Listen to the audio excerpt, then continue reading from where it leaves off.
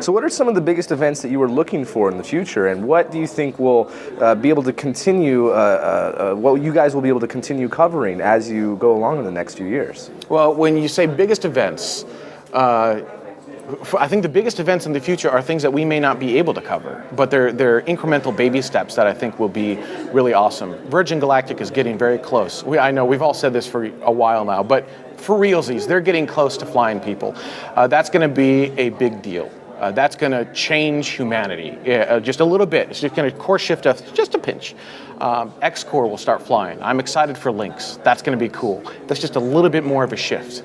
Once we start getting cheaper access to space, some reusable vehicles that really drive that cost down, Bigelow Aerospace's space station modules, the inflatable modules, that's where it really starts to get exciting. Because now, imagine for a moment private space stations floating around the Earth at 17,500 miles an hour. You could take a vacation on a space station floating around the Earth at 17,500 miles an hour. The only people that can do that now are the 6 astronauts on the International Space Station, and they take years of training. You won't have to do that anymore. You'll be able to take a space plane, such as the Dream Chaser, to a private space shuttle, to a private space station, stay at that space station for however long you want. I think the Dream Chaser can stay there for almost a year, like 200 and some odd days, and then come back home, and you don't have to be a NASA astronaut. That's what I'm excited about. Those are the key events, and I don't know how we are going to cover that, right? That's just an exciting thing that,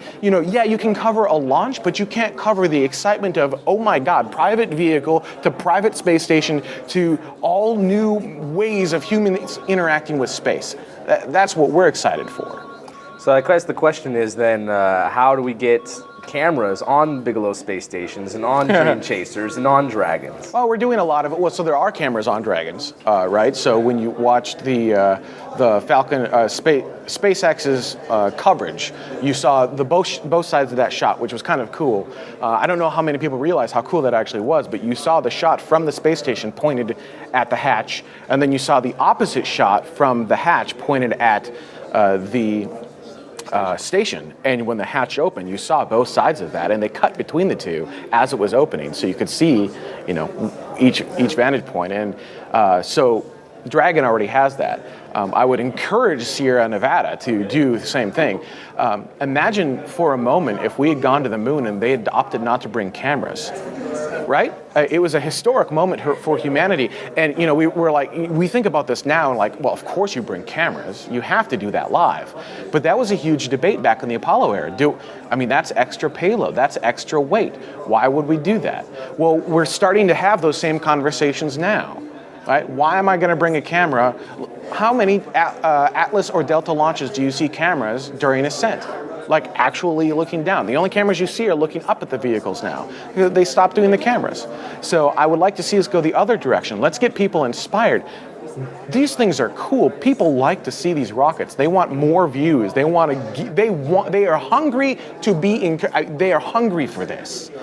But you have to give it to them. And it's as easy as dropping a couple of low-cost cameras. They don't have to be big, expensive Hollywood cameras. Just a few low-cost cameras on the vehicle, and just give them some live streams coming from space. Right? A live stream coming from the Bigelow space station, pointed at Earth, or maybe even pointed inside. Wouldn't that be cool? That'd be awesome. Yeah, it would be epic. That would be epic.